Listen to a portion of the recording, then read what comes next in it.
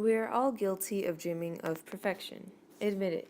You've thought at least once in your life, if only I were, I'd be.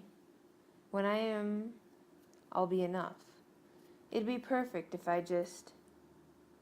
And everyone's perception of perfection is different, so their answers to these questions will vary. However, much of it depends on the culture and society that often promotes it. The definition of perfection originated from the Greek word eudaimonia, meaning human flourishing, also described as the highest human good. This idea became the basis of philosophy and was altered each time it was adopted in order to fit the needs and beliefs of the inheritors. For example, Christians tailored it into a moral perfectibility concerning God. Venetian reformers imposed it on others through recreational activities, promoting self-improvement. By the 19th century, perfection was attainable through education that would later benefit mankind.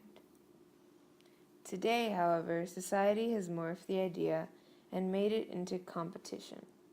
Perfection is now the idea of being better than everyone else, having a better financial situation, appearance, and overall life.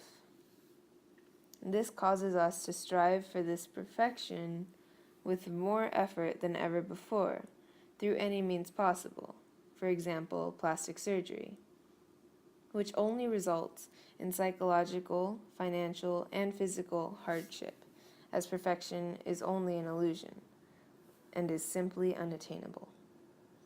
Even though we do, or otherwise claim, to understand the impossibility of perfection, we strive for it anyways, leading to obsession, also known as perfectionism. Once we reach perfectionism, we enter dimensions. One dimension of perfectionism is adaptive, in which the person often sets high standards with which they follow with great intensity, however, are still able to adapt as normal human beings should. The other dimension of perfectionism is maladaptive, in which a person is so concerned with being rejected and disapproved, they freeze any possibility of adaptation and stunt their growth and development as a person. Studies have shown that perfectionism overall has the effects of addiction, such as denial, depression, loneliness, psychological disorders, eating disorders, which mainly correspond with perfectionism and less so with addiction, stress, withdrawal, the alienation of family and friends, and, in serious cases, premature death. However, these negative effects are mainly correspondent with maladaptive forms of perfectionism, allowing the conclusion that setting and striving for high standards is not directly harmful to one's well-being.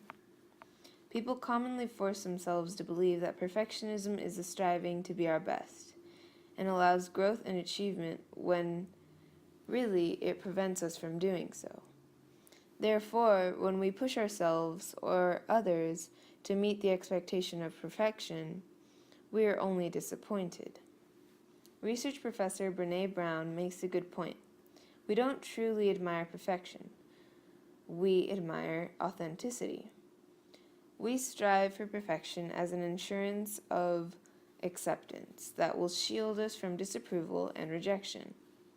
But if we truly admire authenticity, it is unreasonable to strive for perfection to be accepted. I conclude with Brené. If we crave for acceptance, we should embrace our imperfections, be courageous, and not in the terms of heroics, but in terms of the original definition in which we put our vulnerability on the line and speak our minds to share with the world who we are. Once we achieve this, we will be able to feel the worthiness we need in order to feel belonging, love, and joy. In other words, we can finally lead happy, fulfilling lives. Created using Powtoon.